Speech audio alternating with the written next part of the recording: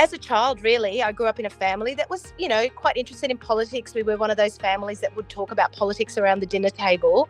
But it wasn't really until I got to university that I really began to see the impact that good government could have on people and the difference it can make in the lives of people. And I wanted to be part of that, really. And so whilst I started my university degree, doing a degree in English and communications, wanting to become a book editor of all things, had grand plans to go, live in London and be a book editor, I got the politics bug quite early. And so very fortunate that I got to work in politics from quite a young age. And I worked in a lot of different roles, but I got to see what that impact of government could do for people. And so, I was so privileged when I was able to run for a seat. I was, asked if I would run. And then obviously to become a minister it is one of the most important things that I know I will ever do in my life. And I feel very, very proud of that. There are many stories out there of strength, resilience, and courage, and we are on a mission to bring them all to you. Welcome to Empowered Voices Amplified. Our guest today is the Honourable Charis Mullen, State Member for Jordan, Minister for Child Safety, Minister for Seniors and Disability Services, and Minister for Multicultural Affairs. Before entering Parliament, Ms Mullen spent 20 years in the public and private sector. She provided strategic advice and support in government affairs, public policy and advocacy, stakeholder engagement and communication strategy. Ms Mullen has worked across a number of industries, including planning and development, transport, infrastructure, mining, tourism and telecommunications. She's also held positions on a number of boards related to government and superannuation. And we are thrilled to have you on our podcast today. Thank you and welcome to the show. Oh, Charis. Lovely to be with you. Thank you. Oh, we are really excited to have you here. And, since your appointment, I've really been following your journey and we love everything we're seeing. You're extremely busy. And you look after 3 portfolios. Can you tell us a little bit more about your role and your journey about how you got to this stage? Oh, thank you. I'm so privileged to be able to do this work that I get to do each and every day. And I do have some really important portfolios within our government here in Queensland. And obviously, child safety, the protection of children, supporting families, really important work that we do each and every day across our state. Whether it's disability services, where we've got a lot of reform happening at the moment, with the NDIS and, some of the issues that people with disability are facing each and every day. So that's some of the work that, I'm so privileged to be able to do. Our seniors, who are just absolutely amazing, resilient, stoic people who, when you talk to them, they're like, oh, no, we're fine, all good, but face some really important challenges as well, whether it's, social isolation and loneliness that's out there for our older cohort. I think it's really an important issue that we need to address. And then, of course, my favourite, which, is multicultural affairs. And I feel like so lucky to be able to work in this space because for me, it's almost the culmination of my life, really. I grew up in a multicultural family. My family is Greek. My parents came to Australia, in the 50s and 60s, displaced from their countries. And so each and every conversation that I have with people from culturally and linguistically diverse backgrounds means so much to me because I've lived it and I feel it each and every time. I think the journey for me began as a child, really. I grew up in a family that was, quite interested in politics. We were one of those families that would talk about politics around the dinner table. But it wasn't really until I got to university that I really began to see the impact that good government could have on people and the difference it can make in the lives of people. And I wanted to be part of that, really. And so whilst I started my university degree, doing a degree in English and communications, wanting to become a book editor of all things, had grand plans to go, live in London and be a book editor. I got the politics bug quite early, and so very fortunate that I got to work in politics from quite a young age.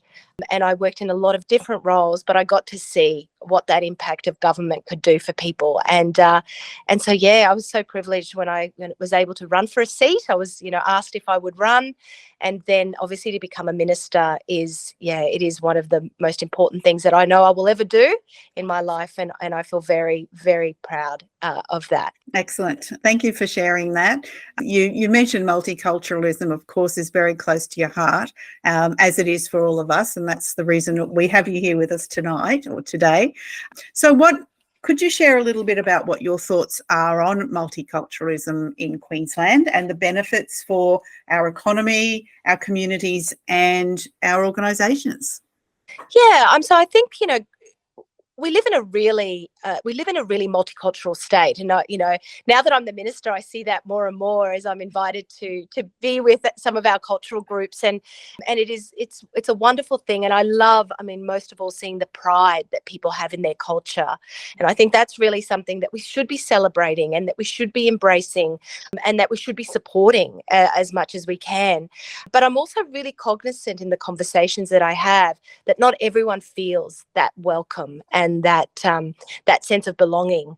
And so I really see my role in really advocating for our cultural communities, because that's the Queensland we want to be. So when I go to events and I see young children dancing, or wearing their traditional dress and dancing their traditional dances or speaking their mother language, I want them to feel confident and safe to be able to do that. And so for me, that I think speaks to the Queensland we want to be, and that our diversity is our strength, but it's also something we have to fight for. And I think sometimes we probably maybe take it a little bit for granted. And so in the conversations that I'm having, I'm becoming more and more cognizant of the need to protect that multiculturalism and to make sure that we are embracing it, but also defending it as much as we can.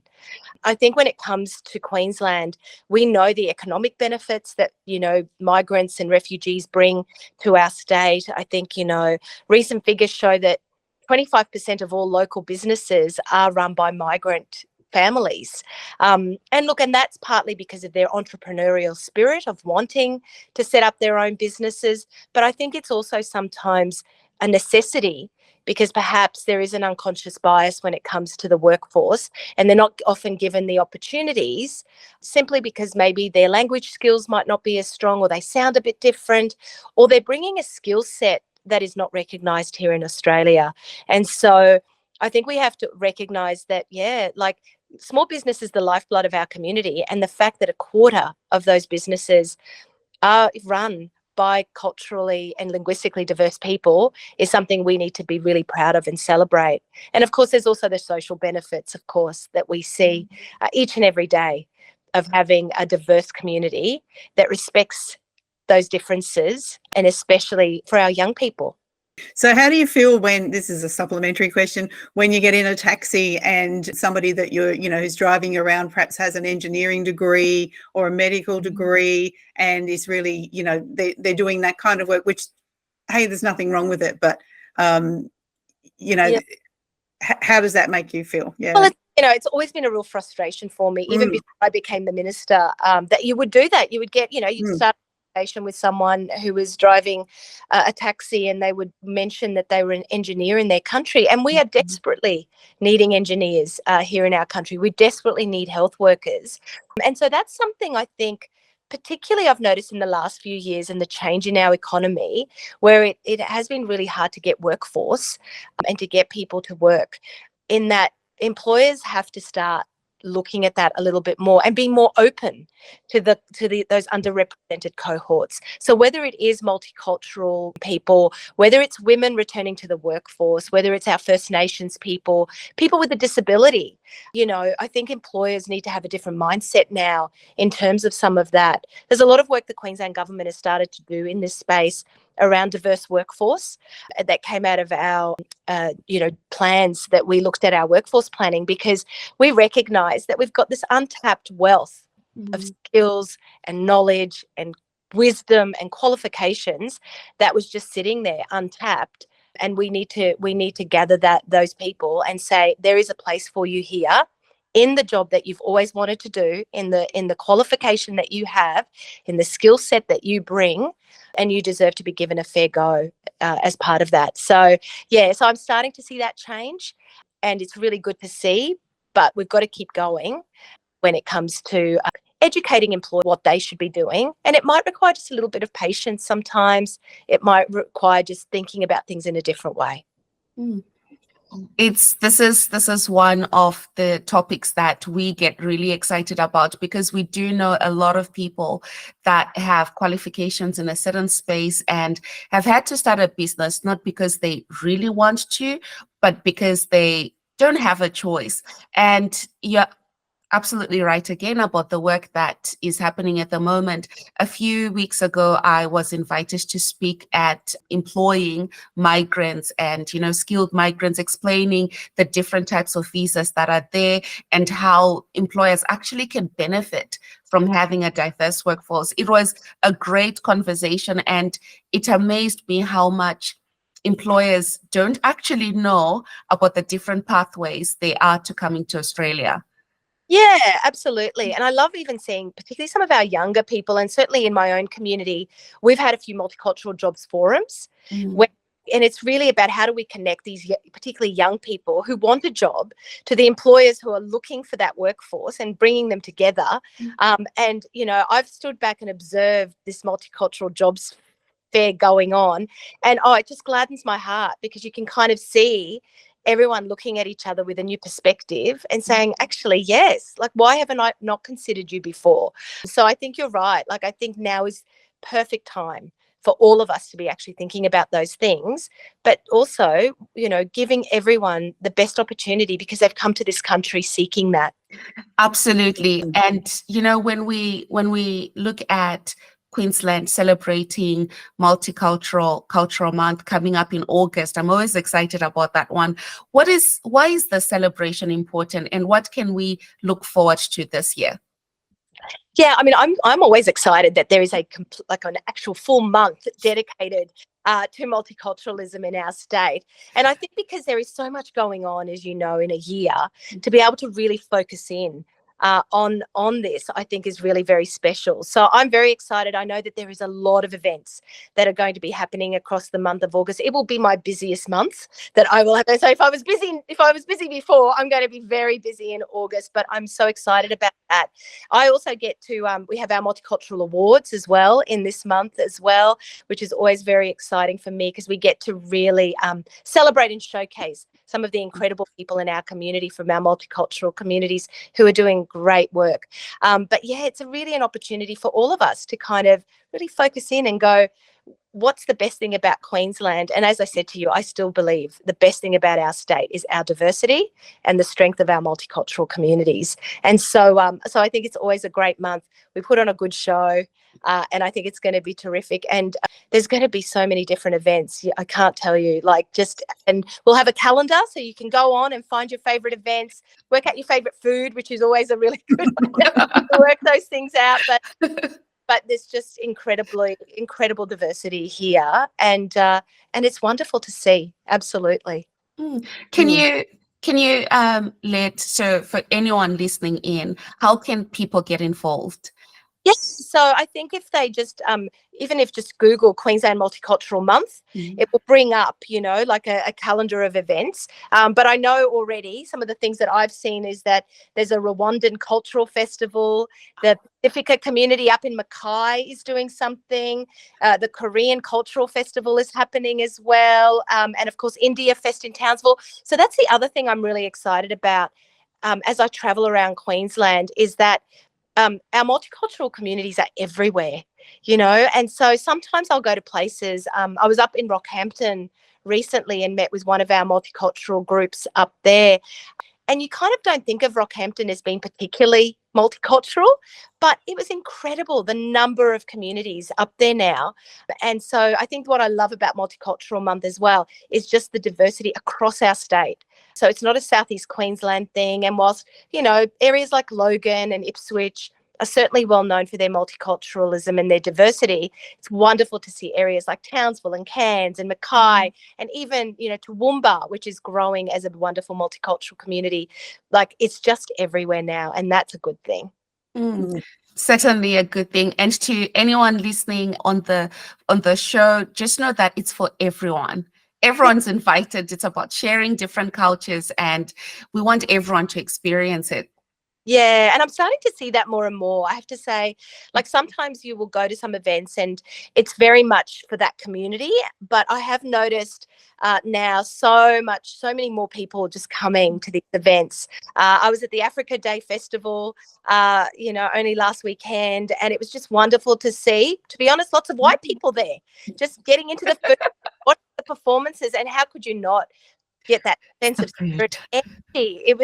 We all wanted to dance. Like, it was just so good, and so I think that's the other issue, that I think sometimes people feel that these cultural festivals or events are for that community alone, and what we're here to say is no, absolutely not. Turn up, be part of it, enjoy it. It's because these communities want to share their culture with you. Very much so. Yeah, it's very exciting times coming up. So just back to your story a little bit more, Charis. What were some of the key obstacles that you have encountered or setbacks, and how have you overcome them?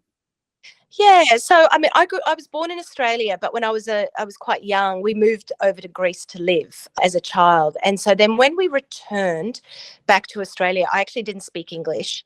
And so for me, I think I was about 7 or 8 at the time, and it was really difficult. Like, I can still remember wanting to communicate, wanting to read. I was quite smart as a child, like in Greece. I was going to school there. So when I came here, I was a little bit lost in a sense. And that sense of frustration at not being able to be understood. And it's always stayed with me a little bit. So whenever I hear people speaking and you can see people getting a little bit frustrated around them, I get quite upset and angry, because I it's like the little child comes out and goes, no, just wait, they're going to get there. So I think that was a bit of an obstacle for me. Being a child, you do pick up language fairly quickly though, so I was able to do that. And I love the English language because I can see the benefits that it brings. But that was a bit of an obstacle when I started. I guess as I grew up too, and I think this happens a little bit as well, sometimes you don't want to be different, especially when you're a teenager. You actually don't, so you don't want to embrace your culture. You're like, no, I'm the same as everyone else. I'm not. There's nothing special about me. And so there was a period of time when I didn't embrace, my ethnicity. I didn't want people to know I was Greek, or I came from a Greek background. I kind of really played it down. But obviously with maturity and with growth, you actually recognize it's such an important and special part of who you are. And so, so that's, trying to instill that in my own daughters has been really important. So I think there's a little bit of that as well, that we've got to actually work with our young people to kind of say to them, you've got to celebrate your identity. There's a reason why you are who you are. And you're special and unique, and I think that's really important. So I think for me, they were sort of a couple of the barriers. I guess the other thing is that I saw my dad, people like my dad, whose English wasn't very good, but he was very smart, not being able to succeed in business. So, he really, he was very smart. He could have had leadership roles, but really struggled because his English wasn't very good. So I'm really always conscious of those kind of things in our community. I think he would have been a politician, to be honest. I think I'm living my life kind of, his life, in a sense. He's so proud of me. But I know that, I learned what I learned from him. I'm sure it's instilled in me from him. And I feel his disappointment at times, I think, that he never got ready to be everything he wanted to be. So they're the sort of things that I kind of think about, particularly in this role, where I do see some of that as well. Awesome. One conversation at a time, things will change and people will learn. People will learn. Yeah. And So I think, racism, I think racism, is something we do need to talk about, within our community. And certainly, growing up, there was names that I got called, told to go home, all of those things, we need to have a zero tolerance to that stuff. Yeah. And I think that's something that I think sometimes is allowed to kind of people let it go. But I'm of the belief actually that no, there's no place for it at all. Agreed. Oh, yeah. Double agreed. And Sandra and I are laughing because this is something that we've spoken about quite extensively. And, I think we've got a long way to go as Australia. We have a long way to go as a nation. And I think the more we talk about it, it's not a dirty word. It's something that we can address and educate and teach. So it's good. It's great that, you're on the ball. You know exactly what we need to be talking about. That's very encouraging. Thank you for that. Yeah. What action? Sorry, I was going to say, well, it's not enough to talk about it either, too. You actually need laws. And so, for us, our hate crimes and our serious vilification laws that we brought in Queensland, that came in, in April this year, actually, they started.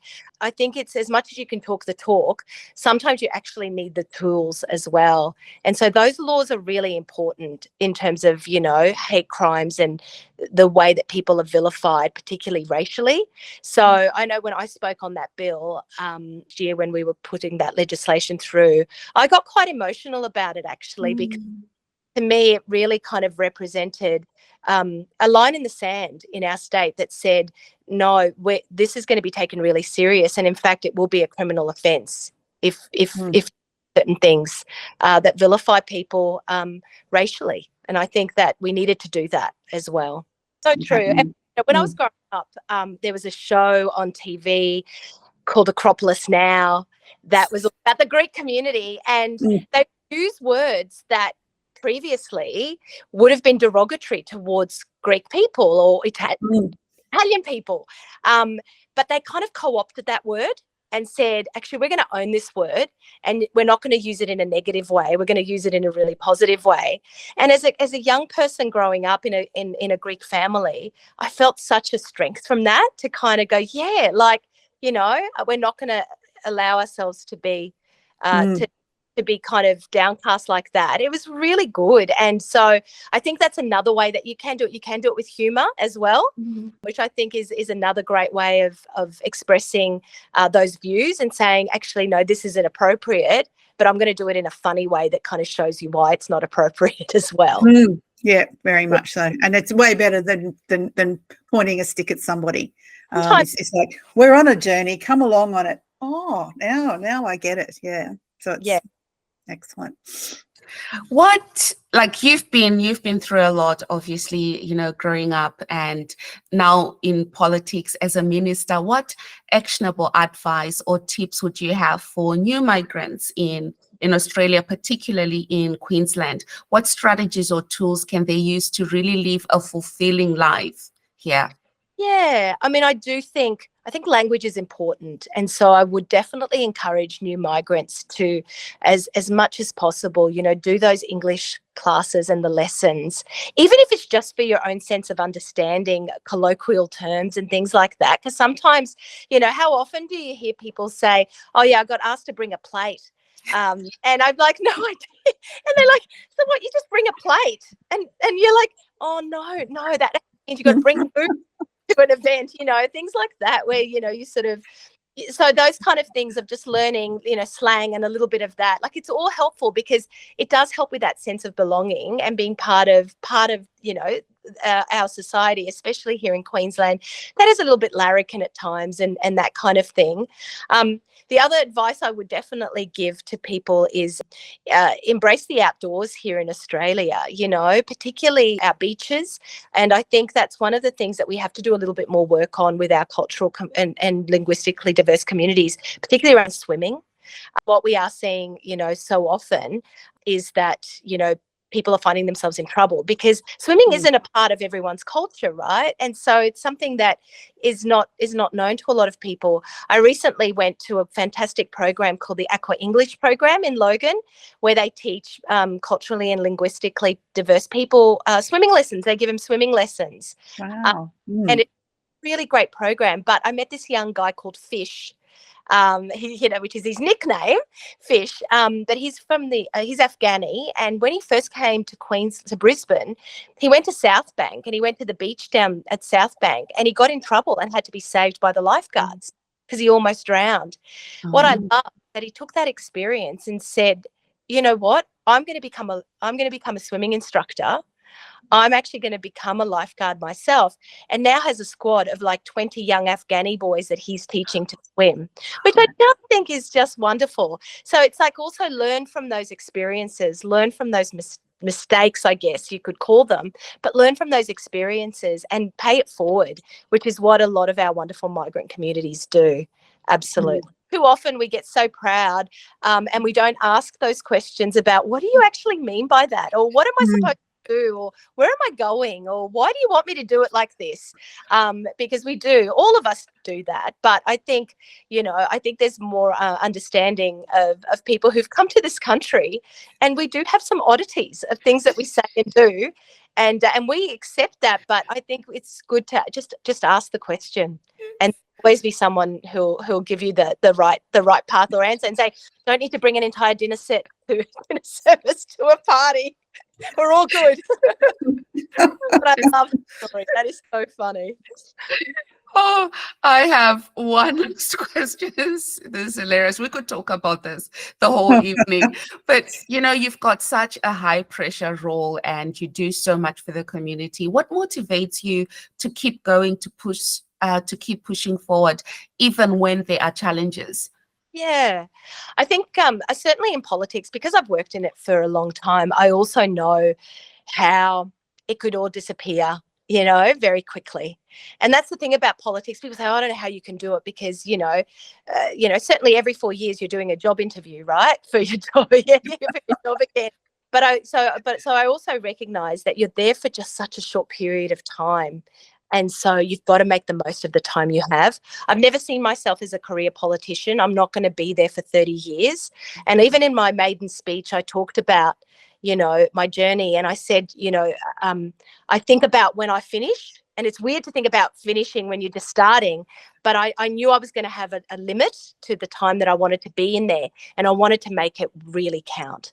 And so that for me is the key. And look, it's not easy being a politician, especially now with social media and you get the real negativity, and there's a lot of people who want to be negative. And I've had to learn to, certainly you take the feedback, and I always do. You accept feedback because it is helpful. But I certainly don't let that negativity get into my head, because I would never do anything. Like, you would spend your whole life just shying away and being really risk averse to doing things. And I don't want to be that person. So I just keep going. And if there's something I want to do, I'm just going to keep doing it, and then hope to, maybe one day leave a legacy for something here in our state. But if not, that's okay too, because, I've been able to help my community. I've been able to do some really special things already as a minister that I'm very proud of, but I'm just going to keep going. And I also have an incredible family. So I'm very fortunate. I have a really supportive husband, 2 beautiful daughters. We spend a lot of quality time together, maybe not quantity, but we spend a lot of quality time together. And that means a lot to me because family is everything. And you made your dad proud. Yeah, yes. I made Dad proud.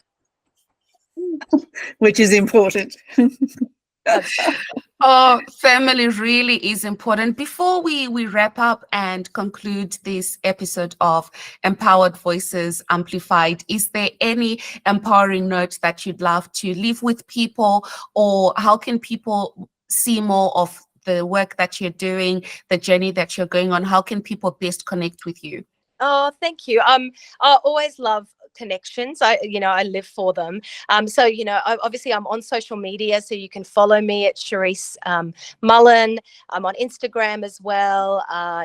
So please reach out, send me a message. Always really happy to do that. And I'm also on LinkedIn. So, connect with me through LinkedIn as well. It's been really great to actually just connect with people and hear their stories. And, I'm always here to help. But I really love what I do. And I love meeting positive people like you too as well. It's been so wonderful. to meet you both and to be part of this, because I think, positive people inspire positive people. And so I think that, that we need more of that in the world. So for me, I love connecting all the time with others who've got a positive outlook on life, who don't take life for granted, and keep powering on. Oh, amazing. Wonderful. Amazing. You said right at the beginning that you are privileged to be in this position. I think we are also, I speak for Sandra and I, and I'm sure a whole lot of people, that we are privileged that we have you in that position. So thank you so much. Thank you for taking the time to talk to us and tell us about your journey. We've loved getting to know you more of you and everything else that you stand for. It's been an absolute pleasure. Thank you so much. And to our listeners, thank you again for tuning in to another episode of Empowered Voices Amplified. If you have any questions, please do not hesitate to send us an email and we will pass them along. Thank you again, Charis, for joining Sandra and I, and have a good evening. Thank you, Em. Thank you, Sandra. Lovely to have been with you. Thank you.